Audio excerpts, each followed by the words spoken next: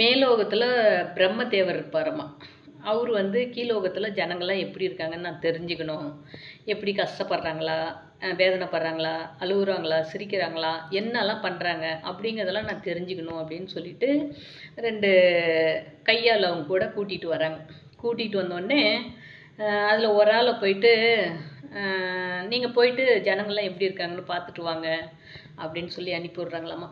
அதில் ஒருத்தர் என்ன பண்ணார், போயிட்டு மேலோகத்தில் இருந்துட்டு கீழோகத்துக்கு வந்து இப்படி எட்டி பார்த்தாராம். இப்படி எட்டி பார்க்கும்போது கொஞ்ச நேரம் பார்த்துட்டே இருந்தாராம்மா. பார்த்துட்டே இருந்துட்டு உடனே போயிட்டு பிரம்மதேவர்கிட்ட சொன்னாராம்மா, ஐயய்யய்யய்யய்ய ஜனங்கள்லாம் அதுங்க எப்பா அடிச்சுக்குதுங்க, பிச்சுக்குதுங்க, உதச்சிக்குதுங்க, ஓடுதுங்க, ஒடியாருதுங்க, ஒன்றா எப்படியோ இருக்குதுங்க, சச்ச இதெல்லாம் ஜனங்கள் எதுங்க, ஐயய்யய்ய எந்த நேரம் மட்டும் சண்டை சச்சரவு இப்படியே சொன்னாராம்மா. அப்புறம் அடுத்து ஒருத்தர் அனுப்பி விட்டாராம்மா, நீங்கள் போய் பார்த்துட்டு வாங்க அப்படின்னு சொல்லிட்டு. அவரு போயிட்டு இப்படி போய் நல்லா குனிஞ்சு எட்டி பார்த்தாரு. வெகு நேரம் பார்த்துட்டே இருந்தார். ஆஹா எல்லோரும் நல்லா தான் இருக்காங்க அப்படின்ட்டு பிரம்மதேவர்கிட்ட வந்துட்டு, ஐயா தேவரையா எல்லாருமே நல்லா தான் இருக்கிறாங்க. அவங்க பாட்டில் அவங்க வேலையை போய்கிட்டு சாப்பிட்டுக்கிட்டு அவங்கவுங்க வேலையை பார்த்துக்கிட்டு தான் இருக்காங்க. வேலைக்கு போகிறவங்க வேலைக்கு போகிறாங்க, வீட்டில் வேலை செய்கிறவங்க வேலை செய்கிறாங்க, அது இதை பண்ணுறவங்க பண்ணுறாங்க, ஆடு மேய்க்கிறவங்க மாடு மேய்க்கிறவங்க அவங்கவுங்களும் அவங்கவுங்க வேலையை பார்த்துக்கிட்டு அவங்கவுங்க வயிற்றுக்கு என்ன வேணுமோ சம்பாதிச்சு சாப்பிட்டுக்கிட்டு நிம்மதியாக உறங்குறாங்க அப்படின்னு 2வது ஆள் வந்து சொன்னாப்பிடிங்க. அப்போ ஃபஸ்ட் ஆள் சொன்னவர் ஏன் அப்படி சொன்னார் தெரியுங்களா? அவரோட மனநிலைமை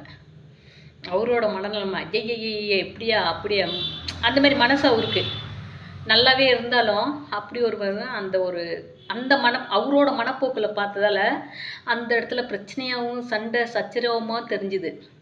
2வது போன ஆள் வெகுளியான ஆள், சந்தோஷமாக கஷ்டமே நடந்தாலும் சந்தோஷமாக ஏற்றுக்கிற மாரி நிலமை.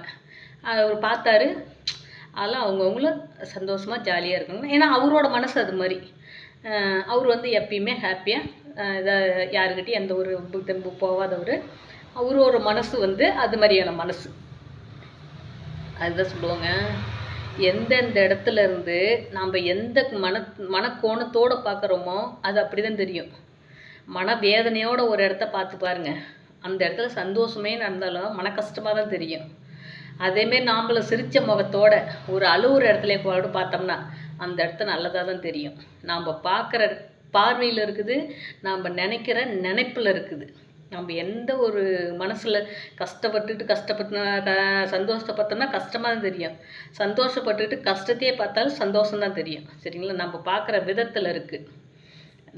நம்ம மனசு